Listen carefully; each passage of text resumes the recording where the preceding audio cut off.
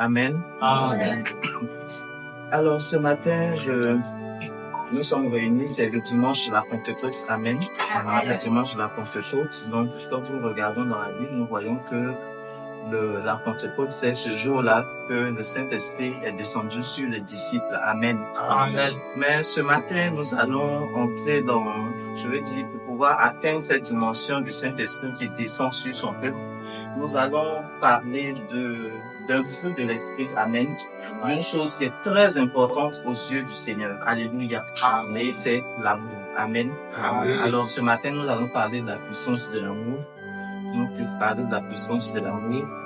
Et nous allons avoir des textes bibliques sur lesquels nous allons nous appuyer. Amen. Amen. Généralement, ce qu'on fait, c'est qu'on prend un texte biblique, on le lit et puis à la suite, on fait la prédication. Mais ce qu'on va faire ce matin, c'est qu'on va avoir des textes au fur et à mesure de la prédication. Amen. Amen. Alors ne soyez pas dérangés par la façon dont nous allons procéder. Alors, quand nous prenons la Bible, le thème qui nous a été donné, c'est la puissance de l'amour. Alléluia. Amen. Alors, pour pouvoir comprendre le thème qui nous est donné ce matin, nous allons commencer par chercher à comprendre ce que c'est que la puissance, ce que c'est que l'amour, qu'est-ce que le Seigneur veut entendre par cela ce matin, pourquoi est-ce qu'on ne parle pas directement du Saint-Esprit qui descend sur nous, et aujourd'hui nous sommes en train de parler de l'amour. Alléluia. Amen. Alors, je voudrais m'amuser comme ça à demander dans l'assemblée qui pourrait nous dire ce que c'est que l'amour. Ce que c'est que l'amour, c'est un sentiment que chacun, je pense, a déjà dû éprouver au moins une fois dans sa vie. Tous les jours de sa vie. Qu'est-ce que c'est que l'amour? Un courageux pour nous dire ce qu'il c'est de la courtoisie. Un sentiment de meilleure courtoisie. D'accord? Le papa, il parle français. Un sentiment de meilleure courtoisie. Merci beaucoup, papa. Donc, l'amour, le papa a dit, c'est un sentiment de meilleure courtoisie. Amen. Il faut qu'on acclame pour le papa. Amen. Alléluia. Alors, on peut dire que l'amour, c'est quelque chose qui fait partie de notre vie. Amen. C'est quelque chose que nous avons dans notre quotidien et que nous ressentons généralement de façon différente en fonction de la situation dans laquelle nous nous trouvons. Amen. Donc, l'amour, c'est un sentiment d'attachement que l'on a pour quelqu'un. Amen. On a pour quelqu'un, pour quelque chose. Et il y en a pour qui l'amour est tellement fort que quelquefois, ça en arrive à l'idolâtrie. Amen. Et nous avons plusieurs sortes d'amour.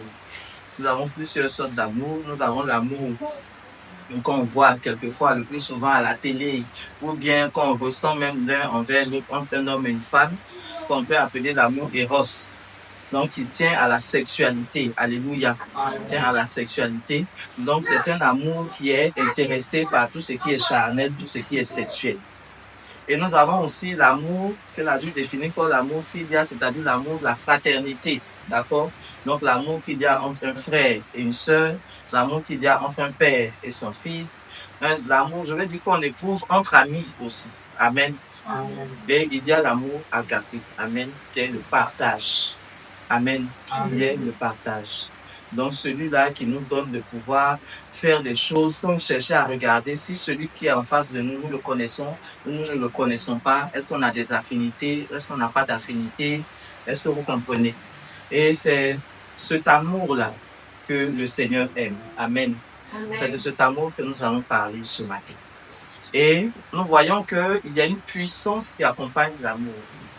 La puissance, généralement, ça se définit par le pouvoir. Amen, le pouvoir, la force. Quand on entend puissance, déjà même dans la façon de dire puissance, on sent qu'il y a de l'énergie qui entre dans la puissance. Amen. Donc il y a de l'énergie qui est dégagée. Donc ce matin, nous allons parler de la puissance de l'amour. Donc de la force de l'amour. De ce que l'amour est capable de nous emmener à faire. Alléluia. Amen. Alléluia. Est-ce que ça va? Ça va jusqu'ici? Amen. Voilà. Qu'est-ce que l'amour est capable de nous emmener à faire? La puissance de l'amour, la force de l'amour. Alléluia. Alors nous allons prendre notre premier texte dans le livre de Jean 3,16. Ça c'est la parole par excellence sur la puissance de l'amour. Jean 3,16. Jean 3,16, si quelqu'un a trouvé, il peut se tenir debout et lire. Jean 3,16. Car Dieu a tant aimé le monde qu'il a donné son Fils unique, afin que quiconque croit en lui ne périsse point, mais qu'il ait la vie éternelle. Amen. Amen. Alléluia, tu peux t'asseoir. Alors, la parole de Dieu nous dit dans Jean 3,16, car Dieu a tant aimé le monde, qu'il a donné son Fils unique, afin que quiconque croit soit sauvé et ait la vie éternelle. Amen. Alléluia. Donc, voici déjà une démonstration de puissance de l'amour. Alléluia. Dites, car Dieu a tant aimé le monde.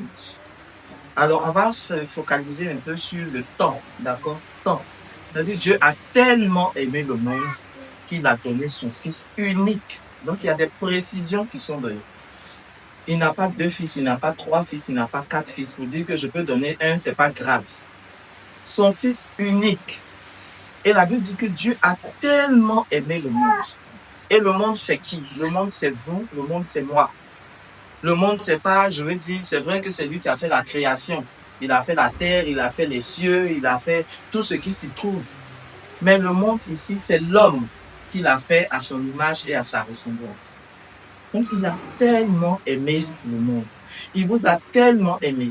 Il nous a tellement aimé qu'il a donné son Fils unique, le seul qu'il avait, pour que quiconque croit soit sauvé et ait la vie éternelle.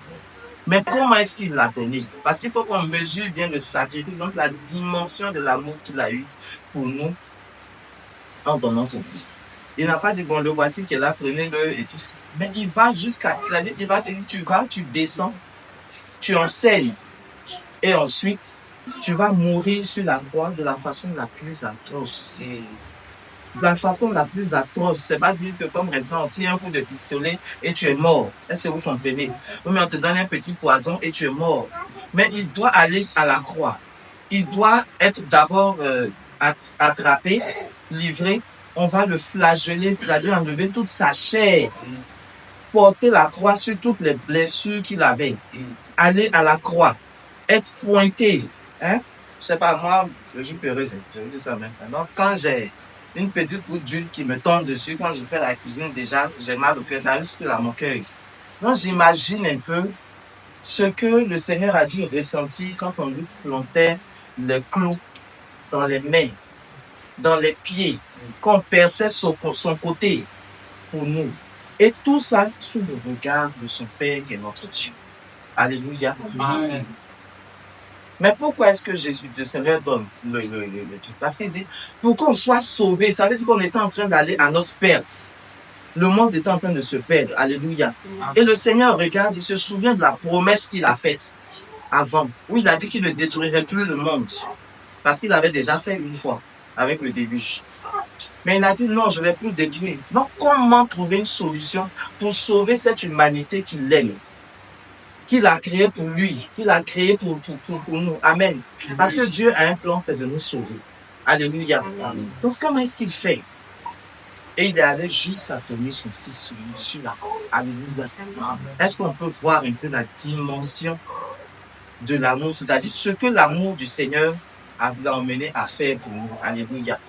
Amen. Amen. Donc, première des choses, le Seigneur donne son Fils. Donc, quand on aime, c'est-à-dire quand on aime comme le Seigneur nous aime, on donne. On donne librement. Alléluia. On donne pour les autres. Amen. On ne regarde pas à sa propre douleur. Parce qu'on ne dira pas que le Seigneur n'avait pas mal au moment où il le faisait. Il était assis sur son trône. Lui-même qui est le Père, qu'est-ce qu'il dit? Il a dit, quand Jésus a parlé, il a dit, mais vous les hommes qui êtes mauvais comme ça, aussi mauvais êtes-vous, vous savez donner de bonnes choses à vos enfants. À combien plus forte raison, moi, le Père? Est-ce que vous voyez? Alors le Seigneur, il nous aime tellement. Il dit, malgré leur dimension de péché, malgré tout ce qu'ils font qui ne me plaît pas, malgré le fait qu'ils me réunissent tous les jours, malgré le fait qu'ils ne m'adorent pas totalement, je vais quand même les sauver, leur donner l'occasion d'être sauvés. Alléluia. Amen. Je vais leur donner une porte de salut. Et c'est ainsi que le Seigneur, dans son amour infini, vient encore nous manifester cet amour en nous donnant son Fils. Amen. Amen. Alléluia. Amen. Alors, toujours dans cette force, cette capacité d'amour que le Seigneur a pour nous, il continue et le Seigneur Jésus doit partir. Amen. Il doit partir au ciel. Il a été crucifié, il est mort, il a été enseveli, il est descendu aux enfers, il a mené tous les combats qu'il devait mener, il est ressorti, il est ressuscité. Amen. Amen. Et là, il doit partir vers le Seigneur. Et on a vu, il y a eu l'ascension, il est parti. Mais avant de partir, qu'est-ce qu'il a dit à ses disciples? Il a dit, je m'en vais, mais je ne vous laisserai pas orphelins. Amen. Je ne vous laisserai pas orphelins, je vous enverrai le Saint-Esprit. Amen. Amen. Je vous enverrai le Saint-Esprit. Et vous serez mes témoins. D'abord à Jérusalem, ensuite en Judée, ensuite en Samarie, et un peu partout jusqu'aux extrémités de la terre. Alléluia. Amen. Amen. Donc voici encore une manifestation de la puissance de l'amour du Seigneur. Alléluia. Amen. Est-ce que ça va jusque-là? Amen. Voilà. Alors nous allons prendre notre Bible dans le livre de Actes 2, le verset 1 à 4, que nous allons lire. Actes 2, verset 1 à 4. Le jour de la Pentecôte, ils étaient tous ensemble dans le même lieu. Tout à coup, il vint du ciel un bruit comme celui d'un vent impétueux. Et il remplit toute la maison où ils étaient assis. Des langues semblables à des langues de feu leur apparurent séparées les unes des autres et se posèrent sur chacun d'eux. Et ils furent tous remplis du Saint-Esprit et se mirent à parler en d'autres langues, selon que l'Esprit leur donnait de s'exprimer. Amen. Amen.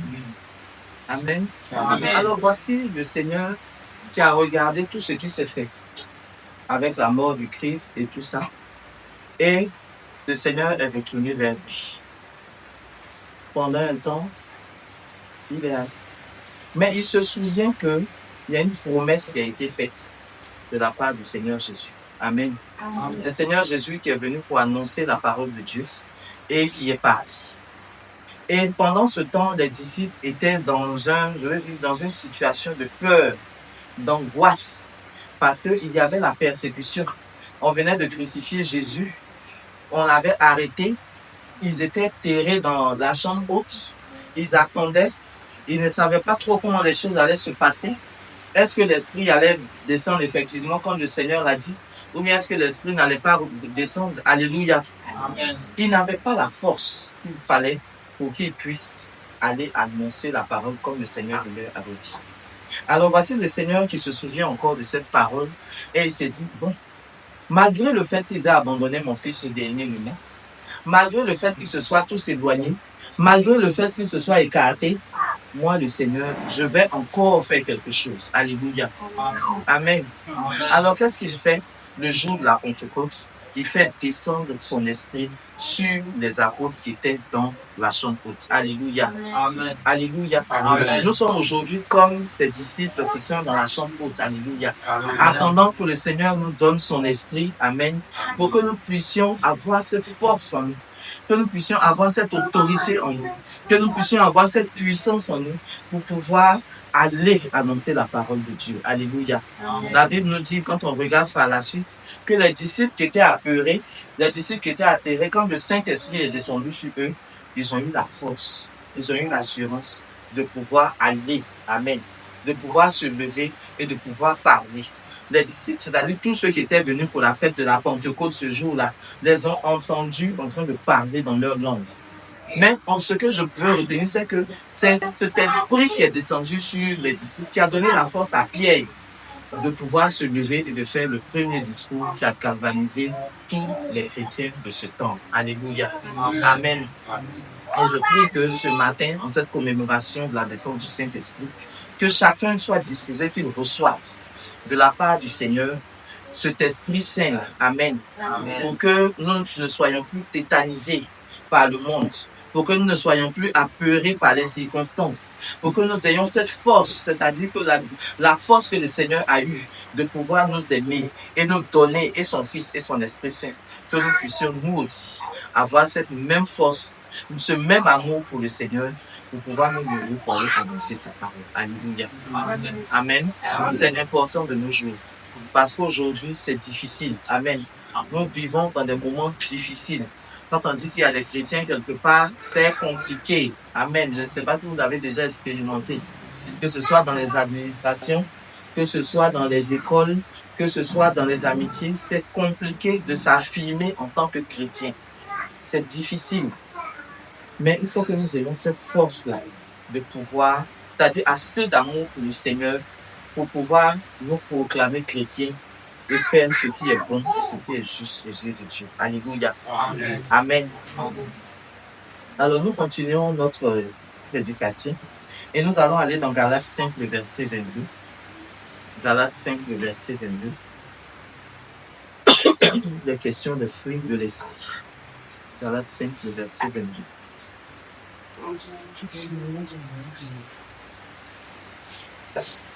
Celui qui trouve peut lire. La parole de Dieu, selon Galates chapitre 5, verset 22.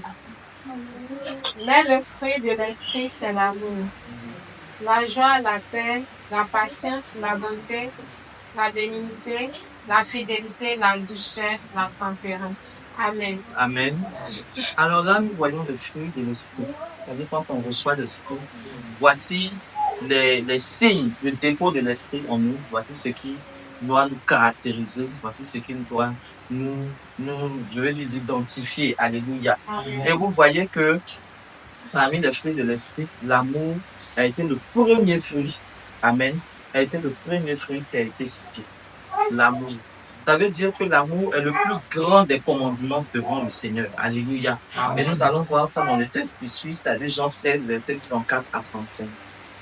Jean 13, versets 34 à 35.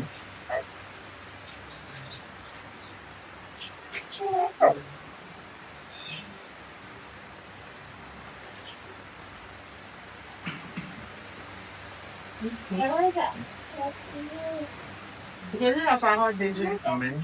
Je vous donne un commandement nouveau. Aimez-vous les uns les autres Amen. comme je vous ai aimé. Mhm. Vous aussi, aimez-vous les uns les autres. Mhm. 34 à 35. Mhm. En ceci, tous connaîtront que vous êtes mes disciples. Amen. Si vous avez de l'amour les uns pour les autres. Amen. Amen. Amen. Alléluia. Donc voici le commandement que le Seigneur nous donne ce matin. L'amour a une puissance. Amen. L'amour a une puissance. Donc il nous dit, aimez-vous les uns les autres comme moi je vous ai aimés. C'est-à-dire il donne l'exemple, c'est-à-dire son propre exemple. Il donne le modèle. Il dit, faites comme moi qui vous ai aimé, sans juger, sans chercher à comprendre quoi que ce soit. Parce que la Bible dit que quand Jésus est venu, il y avait une foule immense qui le suivait. Et dans cette foule, il y avait de tout. Il y avait de tout. Et tous ceux qui étaient là recevaient de sa part. C'est-à-dire, ils recevaient la parole, ils recevaient l'amour, ils recevaient la guérison, ils recevaient la nourriture. Parce que les gens savaient que, quand Jésus est quelque part, il faut être sûr que ce jour-là, on va manger. Il n'y a rien à faire. On va manger.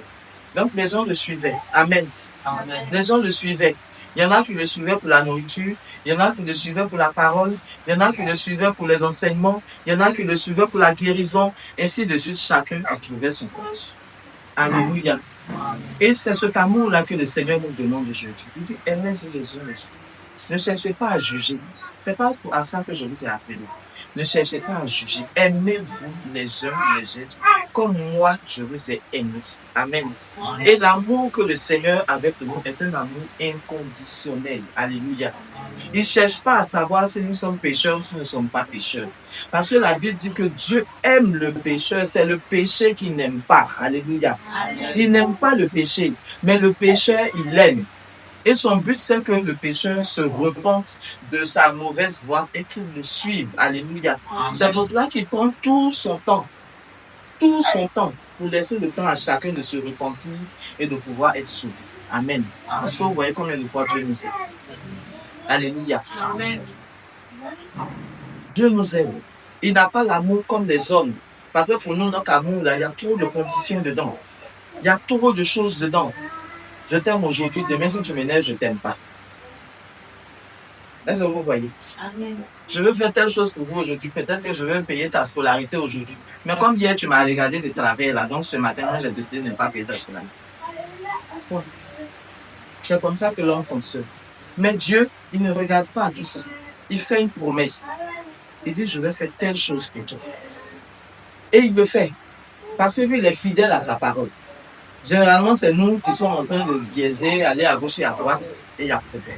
Mais il dit, aimez-vous les uns les autres, comme moi je vous ai aimé.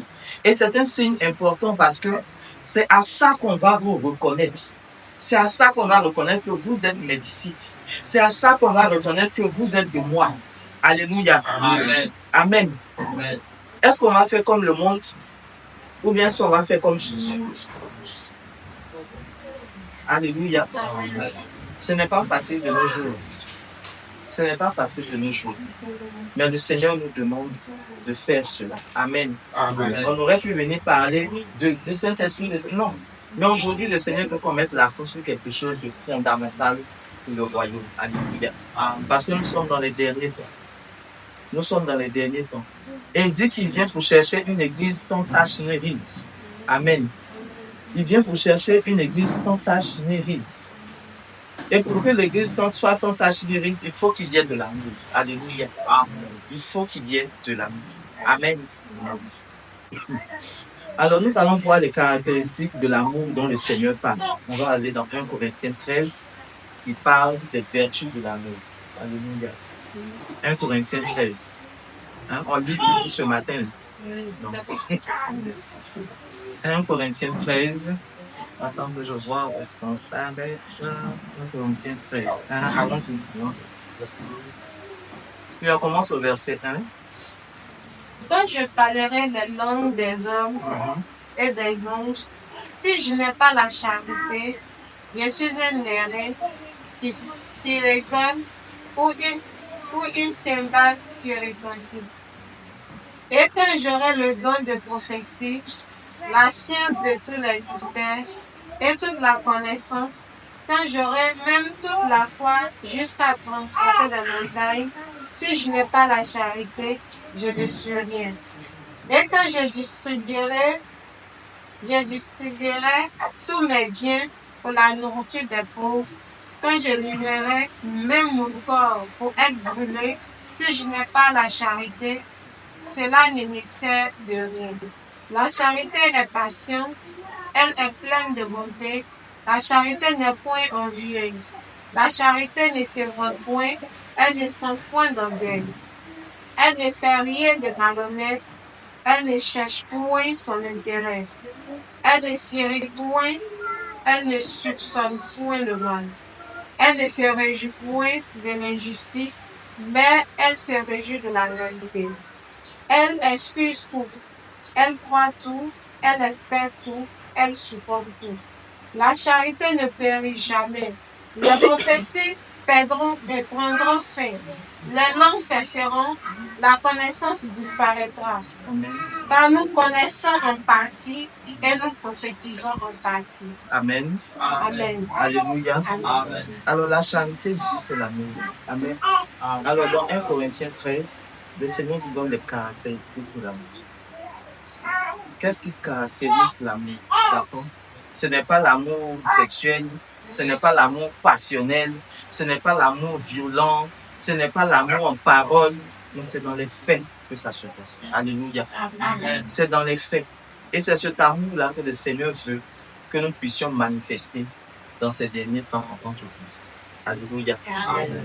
Parce qu'aujourd'hui, l'Église s'est détournée de beaucoup de choses. Amen. L'Église s'est détournée de beaucoup de choses. On ne fait plus la différence entre le chrétien et le païen. Et il n'y a plus de différence. On est dans le monde et on est du monde. Alors que la Bible nous dit que nous sommes dans le monde, mais nous ne sommes pas du monde. Mais par notre attitude aujourd'hui, nous sommes non seulement dans le monde, mais nous sommes aussi du monde. Amen. Amen. Il n'y a pas de différence. Il n'y a pas de différence. Et nous sommes là, dans ce, je veux dire, ni oui, ni non, ni chrétien, ni païen, nous sommes dedans. Le Seigneur n'aime pas ça. Il dit, si tu n'es ni chaud ni froid, je te vomirai. Amen. Amen. Si tu n'es ni chaud ni froid, je te vomirai. Et le Seigneur a besoin de reconnaître ses enfants dans ce siècle dans lequel nous sommes. Il a besoin de nous voir à l'œuvre. Il a besoin de nous voir manifester son amour. Il a besoin de voir la puissance de son amour se manifester en nous comme il a manifesté pour nous. Alléluia. Amen. Alléluia. Amen. Ce n'est pas facile. Ce n'est pas facile. Hein? Parce qu'on est tellement resté dans le monde. On est tellement resté dans les choses du monde qu'aujourd'hui, on n'arrive même pas nous-mêmes à retrouver notre propre identité. On n'arrive pas nous-mêmes à retrouver notre propre identité. Et il est dit dans sa parole, quand on va dans le livre de 2 Timothée 3, versets 2 à 5, où il dit que dans les derniers temps, les gens seront amis de l'argent. Alléluia. Est-ce que quelqu'un peut trouver 2 Timothée 1, le verset 5? 2 Timothée 3, le verset 2 à 5. Quand les hommes seront égoïstes, bon, je commence par le verset 1. Sache que dans les derniers jours, il y aura des temps difficiles. Quand les hommes seront égoïstes, amis de l'argent, fanfarons, hautains, blasphémateurs, rebelles à leurs parents, ingrats, irréligieux, insensibles, déloyaux, calomniateurs, intempérants, cruels, ennemis des gens de bien, traîtres, emportés, enflés d'orgueil, aimant le plaisir plus que Dieu, ayant l'apparence de la piété, mais régnant ceux qui en fait la force. Éloigne-toi de ces hommes-là. Amen. Amen. Donc voici la description que la Bible fait des hommes dans les derniers temps. Alléluia. Et nous sommes dans les derniers temps. Nous sommes dans les derniers temps. Et il dit que dans les derniers temps, les hommes seront égoïstes. Est-ce que c'est pas ce qu'on voit? On est égoïste. On aime l'argent plus que l'homme. Dans les maisons, les enfants se rebellent contre les parents. Même dans l'église. Amen. Amen. J'espère que ce n'est pas le cas ici, que tous les enfants qui sont ici sont sages. Hein? On se rebelle contre les parents. On trouve que nous, on est plus intelligents que les parents. On est plus sages que les parents. On sait ce qu'on veut. Tout ce que le parent dit en balai du revers de la main. Est-ce que vous voyez? On fait les choses exactement comme les gens du monde. Donc, on ne fait pas de différence. On ne sait pas qui est le chrétien ou qui est le païen. Nous tous, on est dans la même bague. Le Seigneur veut que cela change. Alléluia. Amen. Ce matin, le Seigneur nous interpelle. Il nous interpelle. Parce qu'il va revenir bientôt, mais nous ne nous trompons pas. On est souvent en train de dire, on entend souvent dans le monde dire Jésus revient bientôt. Là, ça c'est quel jour? Ça c'est devenu maintenant une chanson. Et même le chrétien se plaît à dire cela dans les assemblées. Donc Jésus revient bientôt. Il a dit tu arrives là, c'est comme quand Jésus revient bientôt. Ça devient de l'amusement. Mais Jésus va nous surprendre. Il va nous surprendre. Il va nous surprendre. Parce qu'il dit que quand il va revenir, personne ne sait le jour. Personne ne sait l'heure. Même pas lui, le Fils, qui doit revenir. C'est le Père seul qui le sait. Alors, il nous donne des enseignements comme ça, pour nous demander de revenir aux fondamentaux, revenir à l'église primitive. Amen. Parce que les églises se sont détournées aujourd'hui du but premier, qui est l'amour. Est-ce que vous comprenez? Aujourd'hui, on cherche l'argent. On court tous après l'argent. Amen. Amen. Est-ce que quand Jésus était là, il courait après l'argent? Non, il ne courait pas après l'argent. C'était le salut. Le salut des hommes, c'était ce qui était le plus important pour lui. Qu'est-ce qu'il avait à faire pour le salut des hommes? Amen. Amen. Qu'est-ce qu'il avait à faire? C'est pour cela qu'il a été envoyé. Et nous aussi, il nous a envoyés, comme son Père l'a envoyé, pour le salut de l'humanité. Il dit allez faire de toutes les nations mes disciples, les baptisants, les enseignants, les baptisants. Amen. Amen. C'est ça notre rôle. Notre rôle, c'est pas de chercher l'argent. Notre rôle, c'est pas de chercher à avoir les plus grosses maisons. Notre rôle, ce n'est pas d'avoir les plus belles voitures. C'est pas ça. C'est pas ça. Parce que quand on meurt, on ne va pas avec tout ça. Et il dit quand il va arriver, les gens seront en train de faire comme au temps de Noé. Amen. Ils seront en train d'agir comme au temps de Noé, c'est-à-dire on mange, on se marie, on fait tout ce qu'on veut, c'est-à-dire comme si de rien n'était. Et il a été clair. Il dit quand je vais venir, de deux qui seront ensemble au champ, l'un sera enlevé et l'autre restera. Tu es avec ton père sera enlevé, toi tu seras là. Puisque tu seras en train de te rebeller contre ton papa. Et au moment où tu seras en train de discuter, tu dis que moi je sors. Et puis ton papa dit ne sors pas. Lui ne sort pas de papa là. Ça arrive au moment où Jésus arrive. Donc ton papa s'en va. Et toi, tu restes quand je ne sors pas. Je sors. C'est comme ça. Amen. Amen. Alléluia. On en plaisante, mais c'est quelque chose de vrai. Ça va être difficile. Donc nous, en tant que chrétiens, commençons déjà à changer notre mentalité. Alléluia. Amen. Le Seigneur veut qu'on revienne aux premières bases. C'est ce qu'on appelle les fondamentaux. Il faut qu'on revienne aux premières bases de l'Église.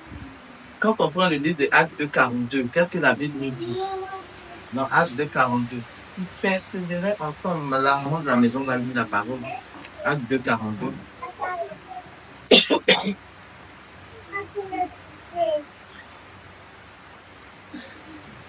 Ils persévéraient dans l'enseignement des apôtres, dans la communion fraternelle, dans la fraction du pain et dans les prières. Amen. Amen. Donc, tu peux continuer un peu. La crainte s'emparait de chacun et il se faisait beaucoup de prodiges et de miracles par les apôtres. Tous ceux qui croyaient étaient dans le même lieu et ils avaient tous en commun. Ils vendaient leurs propriétés et leurs biens et ils en partageaient le produit en tous, selon les besoins de chacun. Ils étaient chaque jour tous ensemble, assidus au temple. Ils rompaient le pain dans les maisons et prenaient leur nourriture avec joie et simplicité de cœur, louant Dieu et trouvant grâce auprès de tout le peuple. Et le Seigneur ajoutait chaque jour à l'église ceux qui étaient sauvés. Amen. Amen. Amen. Ce sont des paroles fortes que le Seigneur nous donne à partir de ce passage. Alléluia. Amen. La communauté que vous êtes en train de mettre en place, doit être à l'image de l'église primitive. Alléluia. Remplie d'amour. La Bible dit qu'ils étaient ensemble, ils persévéraient ensemble dans l'enseignement des apôtres. Alléluia. Certainement, vous avez autant d'enseignements ici. C'est des moments pendant lesquels vous recevez la parole du Seigneur. Vous vous êtes instruits selon ce que le Seigneur veut vous donner. Alléluia. Pour pouvoir nourrir votre vie spirituelle. Amen. Ce ne sont pas des temps de promenade. Ce ne sont pas des temps où on vient juste parce qu'il faut venir, parce que le papa a dit de venir, mais parce que la maman a dit de venir. Non. La Bible dit qu'ils persévéraient ensemble dans l'enseignement des apôtres. Donc, ils étaient une seule personne. Il y avait la communion fraternelle. Alléluia. Amen. Il y avait la communion fraternelle. C'est fort, hein? Il y avait la communion fraternelle. Donc, il n'y avait pas d'égoïsme dans l'église primitive. Il n'y avait pas d'égoïsme. Le problème de papa était mon problème. Le problème de la maman était le problème du frère. Là. Donc, chacun était concerné par le problème de l'autre. Pas comme on le fait de nos jours, quand quelqu'un vient dire son problème, on prend pour aller faire, excusez-moi le terme, on fait béret dans les salons. Non, hein. Les gens étaient vraiment concernés par la chose. Alléluia.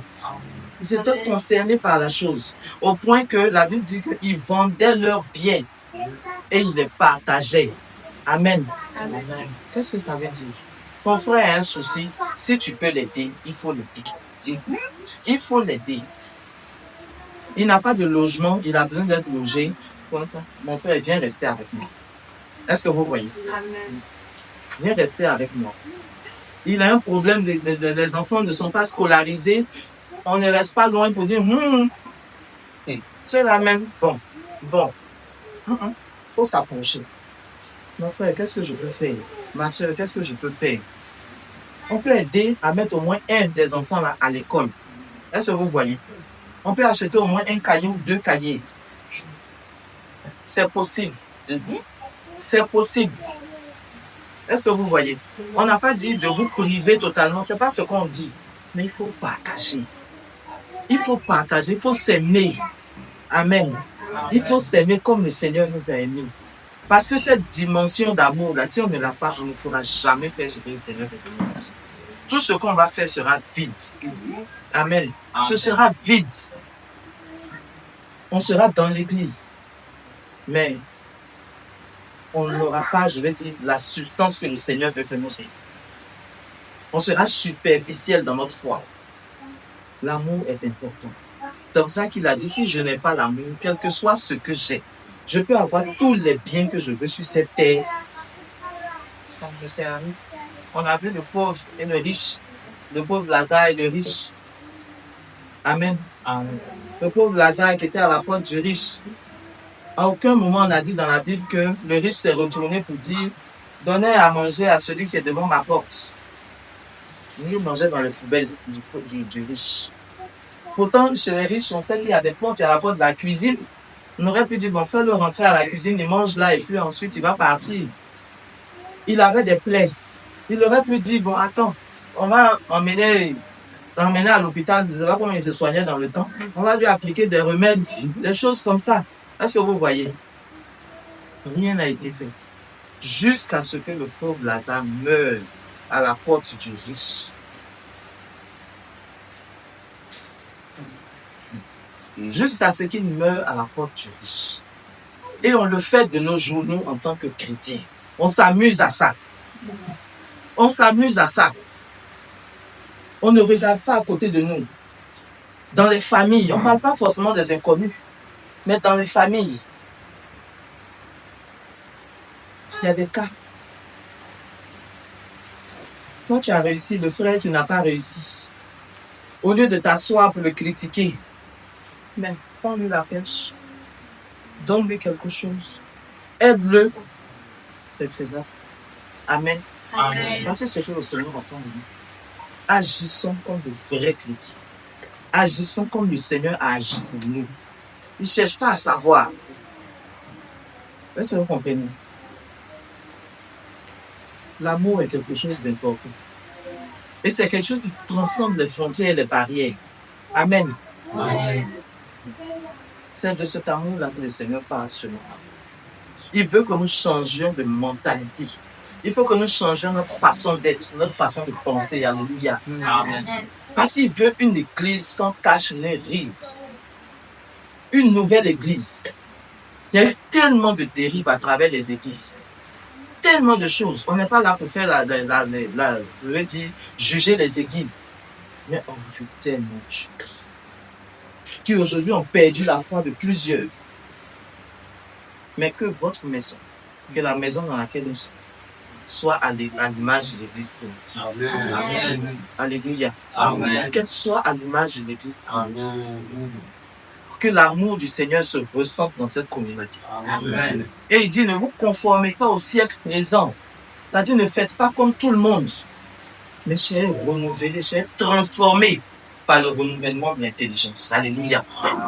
Soyez transformés par le renouvellement de l'intelligence. Changez votre façon de penser, c'est ce que ça veut dire. Changez votre façon de voir. Changez votre façon de faire. Ne faites pas comme dans le monde. Ne faites pas comme ça.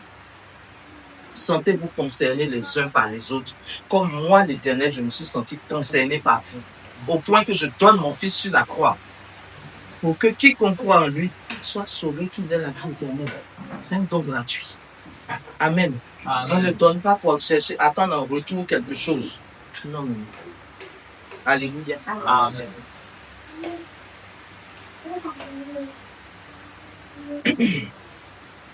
Alors ce matin, je voudrais que nous puissions ensemble, homme de Dieu, si tu permets, que nous puissions prier. Amen. Que nous puissions prier pour que notre mentalité change. Amen. Amen. Pour que notre mentalité change. Que nous soyons transformés comme le Seigneur veut que nous le soyons. pour que nous ayons cette mentalité de chrétien, amen, de disciple du Seigneur Jésus, qui a manifesté de l'amour sans compter. Amen. Amen. Alléluia. Alors, si vous permettez, on va méditer un peu la parole qu'on vient de recevoir ce matin. Et voilà.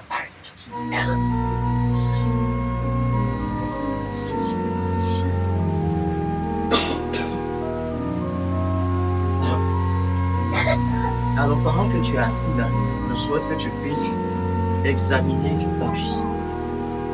Examine ton parcours en tant que chrétien jusqu'à maintenant.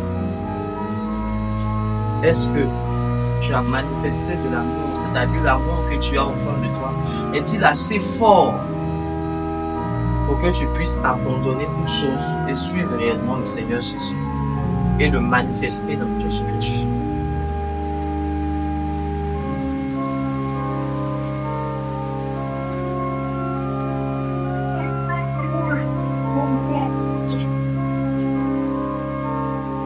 Alors tu vas prier ce matin, d'abord pour te repentir de la façon dont tu t'es comporté, ce que tu as agi jusqu'à maintenant, quand bien même tu es un enfant de Dieu. Peut-être que de façon involontaire, tu t'es retrouvé dans des choses qui ne montrent pas que tu es le Christ. Peut-être que tu n'as pas assez aimé ton prochain comme toi-même. Tu n'as pas assez manifesté le nom du Seigneur dans ta vie. Alors tu vas prier ce matin, demander pardon au Seigneur de